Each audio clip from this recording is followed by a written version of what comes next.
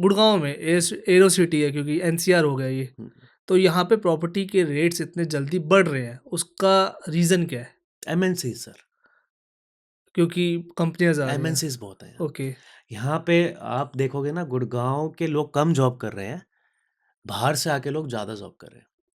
तो उसकी वजह से आपने जैसे उससे पहले आप बता रहे थे सीवर लाइन इंफ्रास्ट्रक्चर जो भी आप हाँ, बता रहे थे उसमें जो भी पॉइंट्स आप बता रहे थे उसकी वजह से उस पे भी इम्पैक्ट हो रहा है। इम्पैक्ट हो रहा है क्योंकि लोग पीजीज बनाए जा रहे हैं। हम्म। हाँ, अब एक पीजी में आप अगर पर फ्लोर 8-10 रूम बना दोगे और 40 रूम, हाँ, तो 40 रूम में 40 लोग हो गए।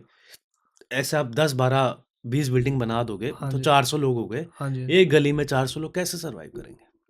सही बात है। तो ये सब लोग समझ नहीं रहे, बट ये चीज़ें नहीं मतलब समझ आ रही लोगों को क्योंकि रेट क्यों बढ़ रहे हैं, इसका आंसर ये है ओके उसकी वजह से तो कि रेट बढ़, लोग ज़्यादा हैं, स्पेस कम है। बट उनको भगा भी नहीं सकते ना। भगा नहीं सकता, कोई भी नहीं भगा सकता। ये ओके, ऑप्शन सरकार के पास भी नहीं है। लेकिन गुड़गांव में रेट बढ़ने का इकलौता रीज़न यही है कि लोग ज़्यादा हैं, इंफ्रास्ट्रक्चर कम है। ओके, बट अगर मैं रेट बढ़ रहे हैं तो आपको क्या लगता है गुड़गांव के किस एरिया में हमें इन्वेस्ट करना चाहिए इन फ्यूचर, या अभी भी करे थे तो इन सर फ्यूचर देखो, आज रेट के बढ़ जाए 10 साल मतलब, पहले द्वारका एक्सप्रेसवे कुछ नहीं था। या हाँ, आज है। तो आप अगर आपको इन्वेस्टमेंट का मूड है, आप थोड़ा देखिए गुड़गांव के आसपास, कोई दिक्कत नहीं है। थोड़ा बाहर देखिए, तो अच्छा मिल सकता है अच्छा मिल आपको। सकता है, ऐसी कोई जो दिक्कत ये नहीं नहीं है। आपको अभी ही महंगा खरीदना हो यहाँ पे हाँ, गुड़गांव बिल्कुल। में अगर आप थोड़ा 10-15 आसपास। साल वेट कर सकते हो तो ढूँढिए एरिया। ओके, हाँ, ओके, तब भी आपको उतना ही ग्रोथ मिलेगा। बिल्कुल मिलेगा।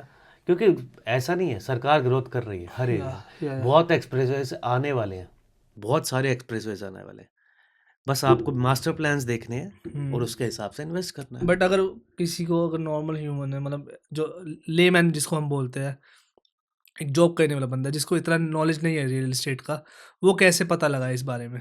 सर, उसके लिए आपके पास डीलर्स हैं, आर्किटेक्ट्स हैं। वो बताएंगे आपको? आप आईटीआर भरने सीए के पास क्यों जाते टू सेव आवर मनी, हो? तो हमें जो टैक्स बचे हो टू सब कुछ सेव हो। योर मनी, या to invest your money, come to us. Okay, okay, ठीक है एक क्योंकि यही प्रॉब्लम है। आप बीमार हो तो डॉक्टर के पास जाते हो, हम्म। आईटीआर भरनी है सीए के पास जाते हो। हम्म, लेकिन आप कभी भी मन से चल के आर्किटेक्ट या रियल एस्टेट डीलर के पास नहीं जाते। बट उसका रीज़न है सर। तो मेरे पास एक ये भी है कि हमने केसेस सुने हैं कि लोग एक ही फ्लैट को दो लोगों में बेच रहे हैं, स्कैम भी चल रहा है आपके सामने। तो एक लेमैन का कैसे ट्रस्ट होगा किसी भी एक एजेंट पे या डीलर पे? सर, एक और प्रोफेशन है दुनिया में, कैसे सर? लॉयर। ओके। आप पेपर्स लीजिए, पेपर, हम्म। एक प्रॉपर्टी लेते हो, पेपर्स लीजिए, अपने हम्म, लॉयर को दिखाइए, ओके, सिंपल है। ठीक है। अगर वो लॉयर एग्री करता है कि ये पेपर ठीक है, इन केस फिर भी वो आपको बेच देता है, हम्म। तो पुलिस खड़ी है, वही लॉयर खड़ा है, सरकार खड़ी हम्म। है, वो आपकी मदद करेगी।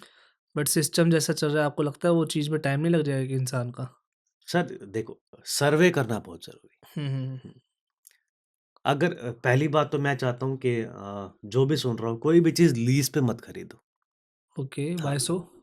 लीज़ डीड में ही यही जो आप स्कैम कह रहे हो, यही हुआ था। ओके, हाँ, मैं उसका नाम नहीं लेना चाहूँगा। या हाँ, श्योर।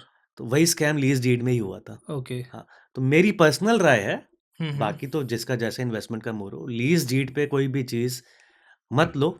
सेल डीड करो, कन्वेंस डीड करो, अपने नाम करो चीज़, फ्री रहो। ओके, हुँ।